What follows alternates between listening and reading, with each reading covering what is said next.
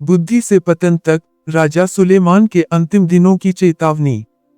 क्या आपने कभी सोचा है कि यदि परमेश्वर स्वयं किसी व्यक्ति को अद्वितीय बुद्धि दे, उसे वैभव, शक्ति और सम्मान दे, तो क्या वह कभी गलत रास्ते पर जा सकता है? हम सोचते हैं कि यदि हमारे पास ज्ञान, धन और पद हो, तो हम कभी नहीं गिरेंगे। लेकिन राजा सुलेमान की कहानी बताती है कि यदि हृदय परमेश्वर से दूर हो जाए, तो सबसे बुद्धिमान भी ठोकर खा सकता है।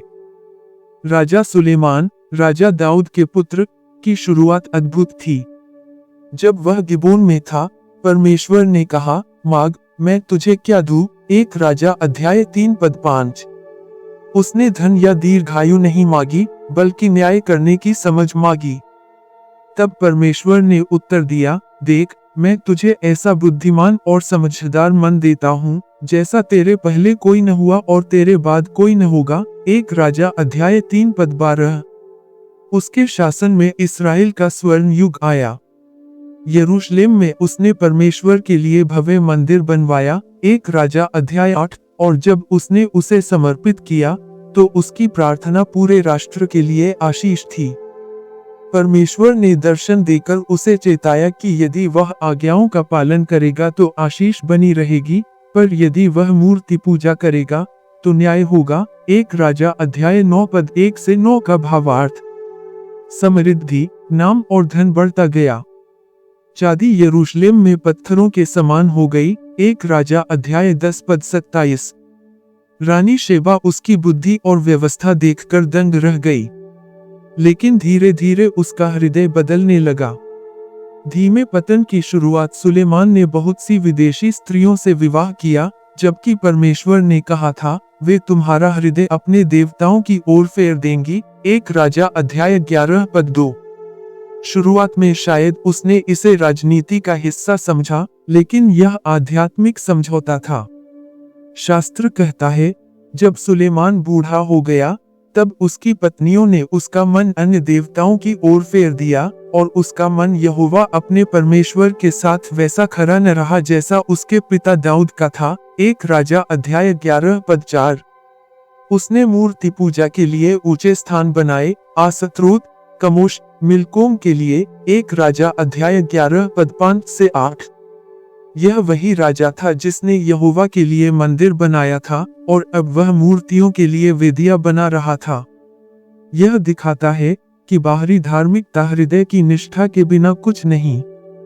परमेश्वर का न्याय और दया। परमेश्वर ने कहा, चूंकि तूने मेरी यह वाचा और मेरी यह विधियों को नहीं माना, इस कारण मैं तुझसे राज्य छीनकर तेरे किसी सेवक को दूंगा।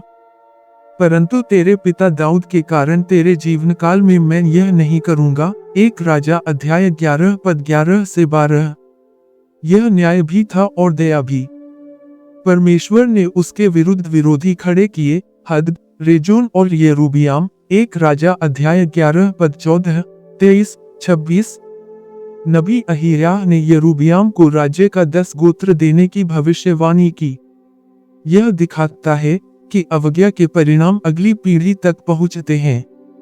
हमारे लिए सीख। सुलेमान ने नीतिवचन लिखे, तू अपने संपूर्ण मन से यहोवा पर भरोसा रख और अपनी समझ का सहारा न ले। नीतिवचन अध्याय 3 पद 5 से 6। लेकिन वह स्वयं इसे भूल गया। यह चेतावनी है कि ज्ञान बिना आज्ञाकारिता के हमें नहीं बचा सकता। आज हमारे जीवन में ऊंचे स्थान अलग रूप में हो सकते हैं। धन, रिश्ते, आदतें, अहंकार या कोई भी चीज जो परमेश्वर से ऊपर हो।